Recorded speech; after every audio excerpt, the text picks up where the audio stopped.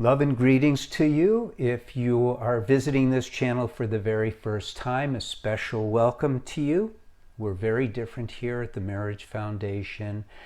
What we have is a completely different teaching.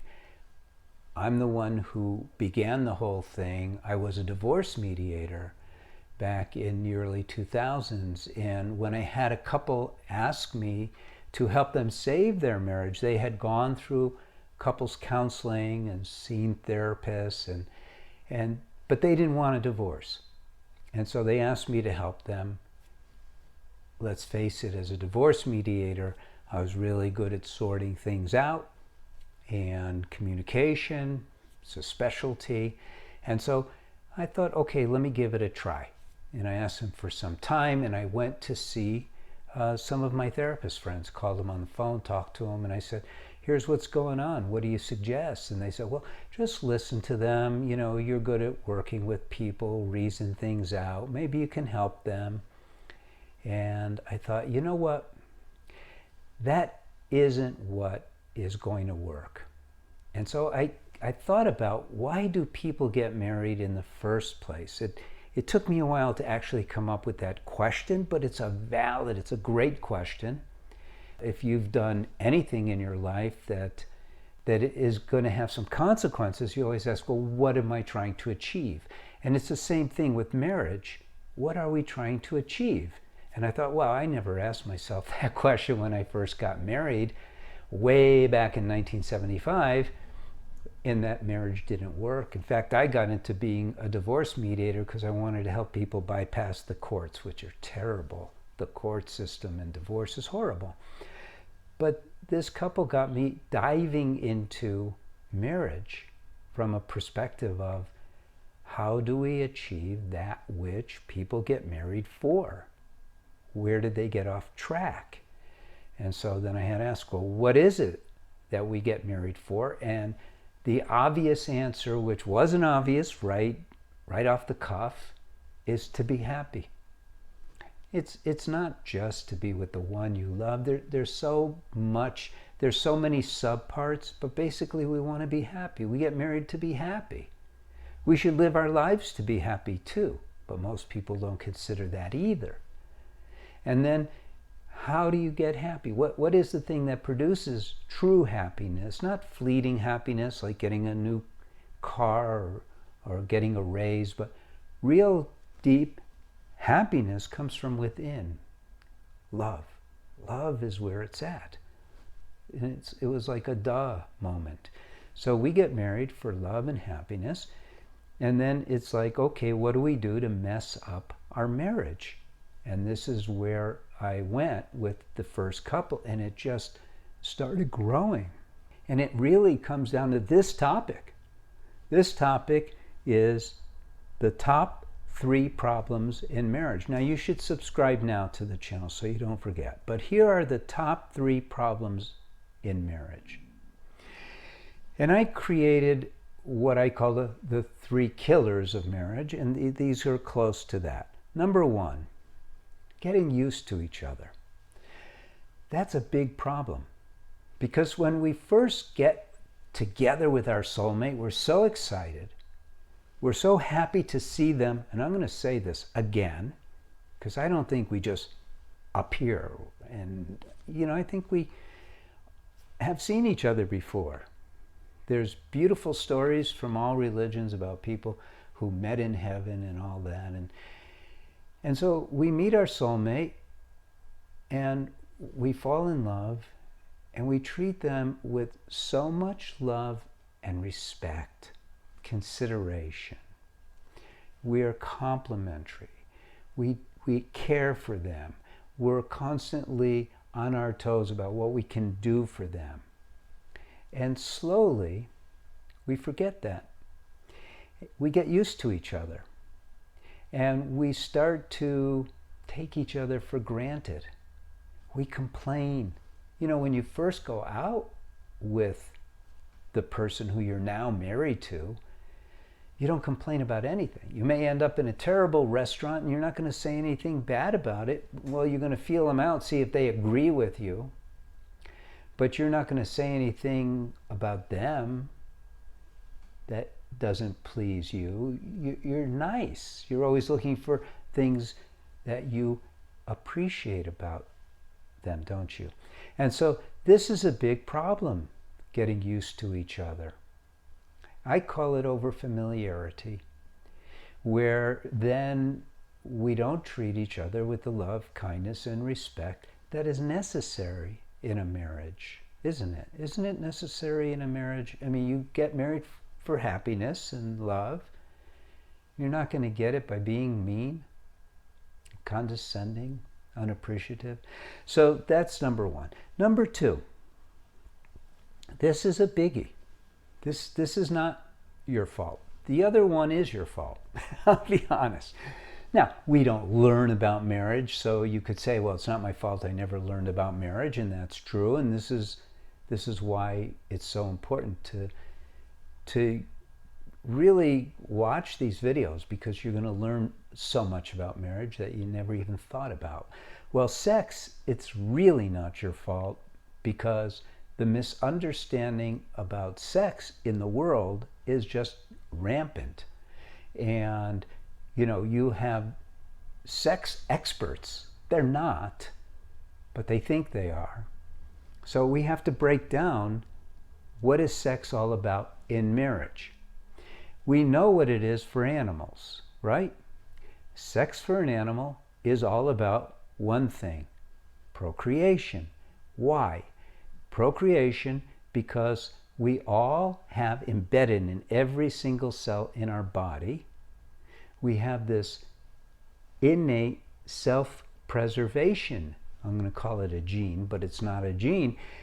And the self-preservation is part and parcel to everything that is physiologically alive, including our own bodies. And so and this is where Western psychology really gets off, really misses the point. So they don't distinguish sex as being a biological imperative. They're sophisticated, in quotes. And so what they do is they turn it into a recreational pursuit. Sex for fun.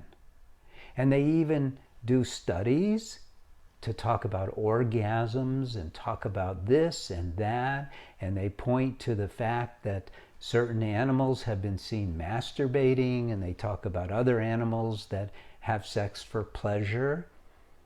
And yes, as human beings, we've got this wide range of capacity. And so what the world has done to sex has turned it into a recreational pursuit. For men, it's replacing hunting. For women, it is a means to an end in many cases. For both, it's like achieving orgasm is where it's at, and pleasure. And in marriage, it's not like that. Sex should be kept in a compartment for a human being where it's taken out for marriage and for having children. But the reason why is because it is such an intimate event between two human beings that we can use it to connect physically, but for the purpose of building a spiritual bridge. It enhances the purpose of marriage, which is to merge ourselves as souls, to have that bridge between ourselves as souls. And we can use sex. When I say use sex, I mean not being used by sex, because in this world, people are used by sex. They're driven by it. They feel compelled to perform. They feel compelled to be there for the other. It becomes a burden, a pleasure for some, and a burden for others, and it doesn't achieve, unless you focus on it, that connection. And that connection is what marriage is all about. You see, we live our lives day to day in the mundane world on this plane of activity that is primarily material and psychological. But marriage is not intended to be lived on that plane. It's intended to be lived on this higher plane of joy and love. So when we have that intention, we incorporate all of the material things to feed into each other's and our love and happiness.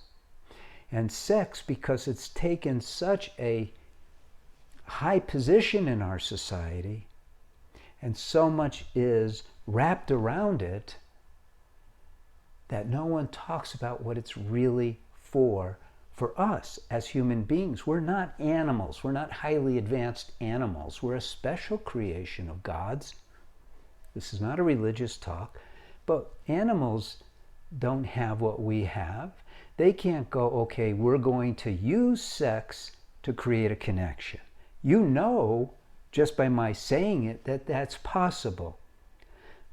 For a dog, which is to me really highly advanced animal, but it's still in the animal kingdom, they cannot do that. They're still driven by their instinct to have sex. So it is this misunderstanding of sexuality that has become a problem in so many marriages, where if both of you have this desire to use sex to enhance this connection, all those problems disappear. There is no longer this challenge of, well, I wonder if she'll be open to me tonight, or her challenge of, I wonder if I could get out of it, or, you know, maybe if I have sex with him, I will get this. All of that stuff disappears when you're both on the same page with the purpose of sex.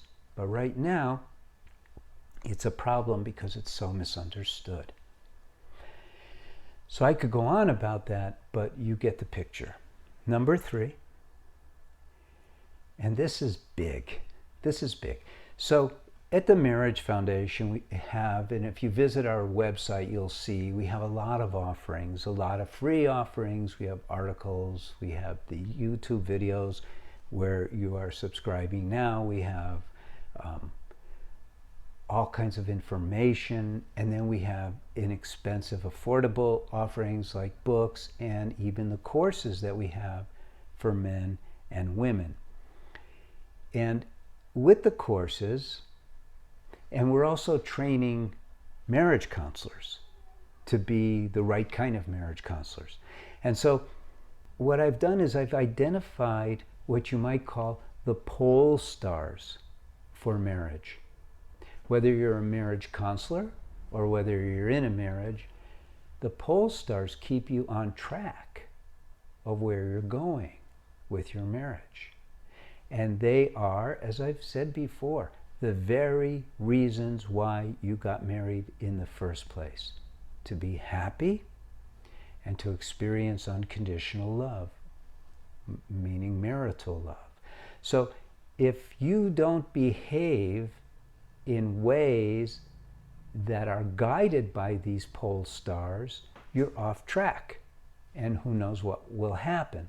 But if you keep in mind, before you say something, before you do something, before you plan something, okay, is this loving? Is this going to create happiness? Is it going to create love?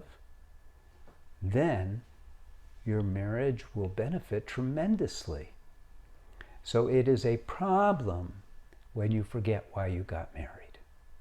And most people get married, first draft, because they fell in love. Well, that doesn't take away from the pole stars. It's part of it. Yes, you fell in love, but that didn't mean you had to get married. You got married for the happiness and for the love, and so did your wife or your husband. You see?